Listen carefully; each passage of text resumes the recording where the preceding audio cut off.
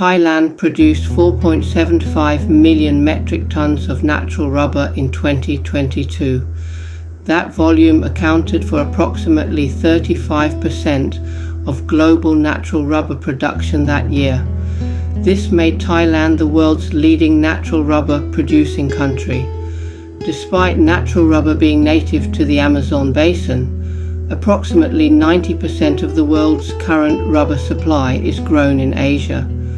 There are around 3,000 rubber tree plantations in Thailand, which produce around 2.5 billion kilograms of rubber annually, most of the plantations operating on a net margin of only 10% countrywide. Rubber cultivation was first introduced in the early 1900s in the southern region of Thailand. The cultivation of rubber trees in Thailand had since then become widely practiced due to the highly supportive governmental supervision combined with the country's suitable tropical climate.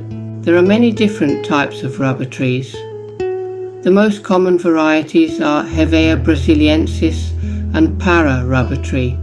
The former is the most common variety, and it is grown in plantations all over the world. The latter is native to Brazil and grows in the wild there. When you start to look around, you will notice rubber tree plantations just about everywhere. These fast-growing monoculture 20-foot high commercial rubber tree plantations are generally privately owned, and it is estimated around 1.2 million Thai households have at least one person who works year-round farming rubber. How does the process of making natural rubber works? 1. Extraction of latex. Each night a rubber tapper must remove a thin layer of bark along a downward half spiral on the tree trunk. If done carefully and with skill, this tapping panel will yield latex for up to 5 hours. Then the opposite side will be tapped, allowing this side to heal over. The spiral allows the latex to run down to a collecting cup. The work is done at night or in the early morning before the day's temperature rises, so the latex will drip longer before coagulating and sealing the cut.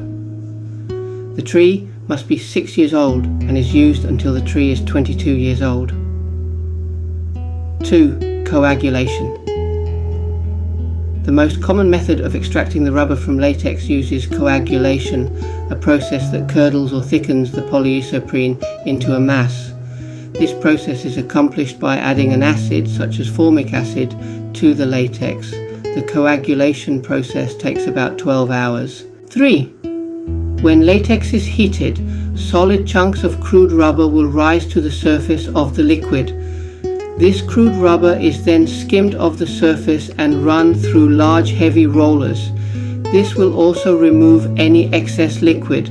The long, thin, pressed rubber sheets are then taken to other factories to be turned into rubber products. Finally, the natural rubber is vulcanized or cooked in an autoclave and fillers are added. Carbon black, derived from soot, is the most commonly used filler, resulting in a strong, durable black rubber. Carbon black will increase the tensile strength of rubber and resistance to tearing and abrasion. It also increases rubber's resistance to degradation by ultraviolet light, so is added to improve the strength of vehicle tires.